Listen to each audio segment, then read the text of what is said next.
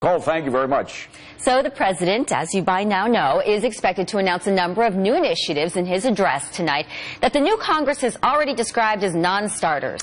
So is the president essentially poisoning the well of any compromise that might have existed? Joining us now is Genevieve Wood, the Daily Signal senior contributor at the Heritage Foundation. Genevieve, the president's these tax proposals are just an insult to compromise. I mean, there's even some moderate Democrats are blanching at the idea of raising taxes as much as the president wants to. I'm just wondering if he's trying to move his party so far to the left that no moderate Democrat would be able to make any deal on tax simplification with the president.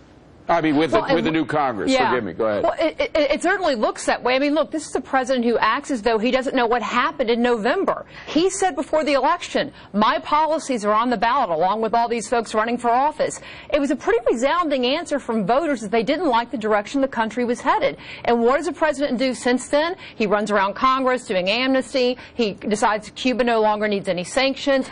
All this without the will of the people, without the will of their elected officials. And now, in the first act, really official act since Congress has come into play, he's saying, by the way, all those things voters said that they didn't like anymore, I'm just going to double down on them. This isn't the first time Obama's called for tax increases in a State of the Union. He's done it every single year. So, I'm not asking you to, I don't know, analyze the president's mindset, but really, why do it? I mean, what's his end game? What does he truly hope to accomplish? Well, look, and I've been watching your network today, and I know a lot of people have said this, but I think it's because it's true. There is a big attempt to kind of, I think, reignite this class warfare mentality, doing that through rhetoric, doing it through policies that he's putting on the table. And I don't think this is about getting along with Congress. What he wants to do is start setting up the battleground for 2016. So he's playing to the liberal base. I don't think it will play well with more of the folks who are in the middle of the country, but part of that will be up to Republicans. How do they respond? How do they start getting in front of these issues instead of letting him actually set the agenda? Well, Genevieve, here's one way they could do it, the Republicans. They could take this report. This is a Simpson-Bowles report. It came out in 2010.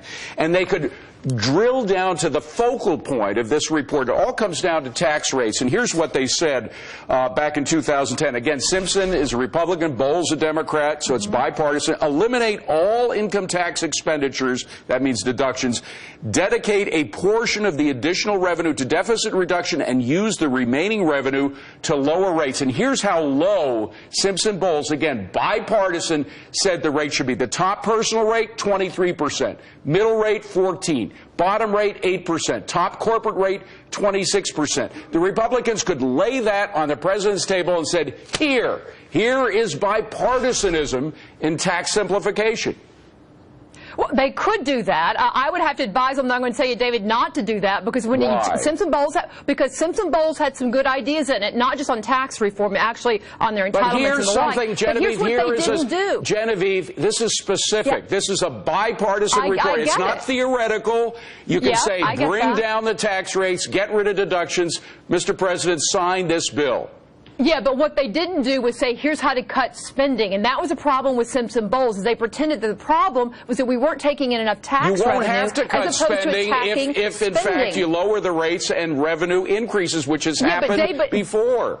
I understand, but they may have cut income taxes, but across the board they increased capital gains, they increased taxes on investments in Simpson-Bowles, and the average, this was a Heritage estimate, we looked at this very closely. We estimated that if Simpson-Bowles were put into place, the average American household would actually see taxes go up about $8,000 over the life of that plan, which I think was about 8 years. So it may have looked good up front, but as you looked at the details, it actually increased the tax amount in the economy to about 20%, which was well above the historical average of 18%, even more than Obama wanted to do it. I'm all for putting specifics on the table. But look, whether it's a flat tax, kind of the traditional flat tax idea, a fair tax idea, maybe a national retail tax, or some retail sales tax, we ought to be taxing people on what they take out of the economy, not what they put into the economy. We ought to be pushing opportunity for everybody, but favoritism to none. And the problem in all, and even including Simpson and Bowles, was they picked winners and losers, which is exactly what the president Genevieve, I'm a simple guy. I'm a very simple guy. Just lower the damn rates, get rid of the damn deductions. That's it.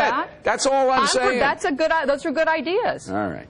Genevieve, good to see you. Thank you. I hope Republicans get it together to put something on that desk. I'm curious to hear how Joni